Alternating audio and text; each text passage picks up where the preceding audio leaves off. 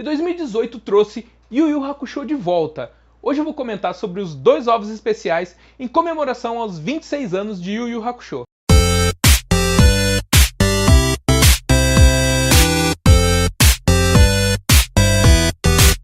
E aí pessoal, beleza?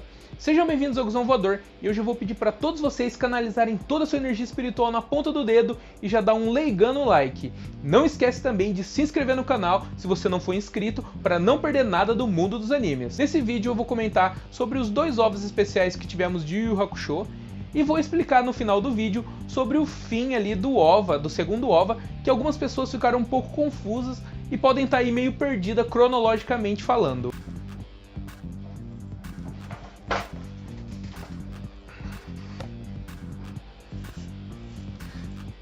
Como a gente sabe, essas 2 histórias não são histórias inéditas, são histórias que já existiam no mangá e foram adaptadas para o OVA. Isso me deixou um pouquinho triste, que eu queria ver coisa nova sobre Yu Yu, mas também me deixou muito feliz, que são histórias muito legais. A primeira história é de como o Riei acabou conhecendo o Kurama, e ela tá aqui no mangá número 7 da edição brasileira, e é um capítulo só, é bem curtinho.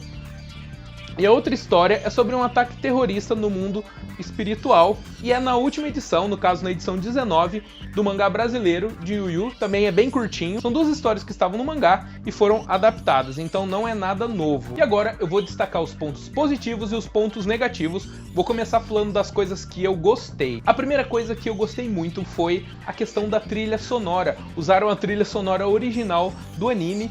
E nossa, que nostalgia! A hora que aparece o Kurama lutando com o Riei e começa a tocar a música tema do Kurama e depois acaba tocando a música do Riei, eu me senti transportado lá para a década de 90 assistindo Yu Yu Hakusho.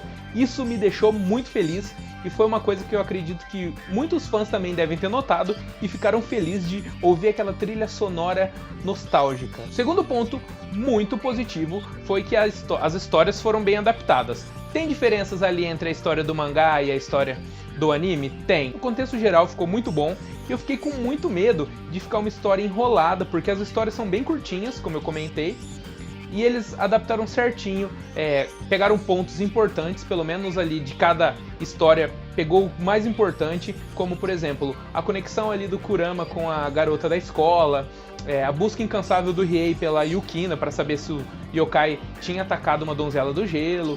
Enfim, eu gostei que ficou bem ali resumido, ficou bem adaptado, não teve enrolação, não teve filler, ficou bem legal a adaptação da história pro anime. E o terceiro ponto positivo, que também eu gostei muito, foi a questão da animação. Eles fizeram uma animação com características bem recentes, eu não sou muito bom na parte técnica para falar, mas ficou uma animação com uma cara mais ali 2018, mas manteve ali traços da década de 90, não descaracterizou o anime.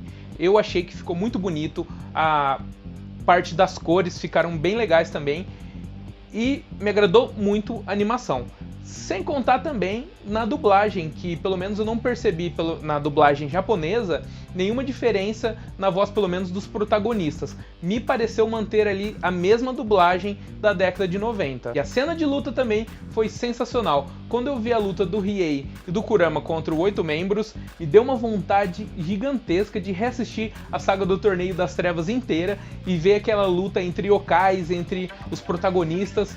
Ficou muito bem feito a animação das lutas também e me deu muita nostalgia também. E sobre os pontos negativos, eu só encontrei 2 pontos negativos. O primeiro ponto é que eu achei que o segundo OVA, o do ataque terrorista ao mundo espiritual, ele ficou um pouco confuso.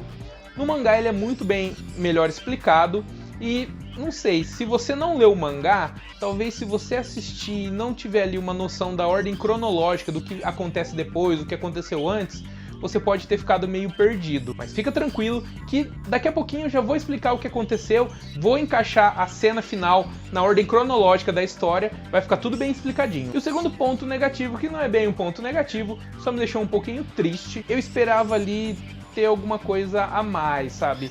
Saber o que aconteceu. A Yukina e o Cobra ficaram juntos, a Yukina descobre que o Riei é irmão dela, Yusuke casou com a Keiko, o que aconteceu? Eu acho que só nesse ponto aí que acabou me decepcionando um pouquinho, que eu sabia que ia ser as histórias, mas eu tinha um fundinho ali de esperança de que ia ter um adicional ali, uma coisa a ser explicada. poxa, por que não mostra a saga mais detalhada ali dos reis do Makai, ou o passado de um dos reis do Makai, ou explica como que estão as coisas depois de um tempo. Eu deixo aqui uma pergunta para você que está me assistindo.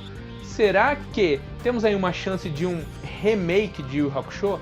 Será que isso seria, esse especial seria um teste aí para ver como que foi aceito pelos fãs, se faria sucesso um remake? Quando eu falo remake, é refazer a animação, nada de história nova.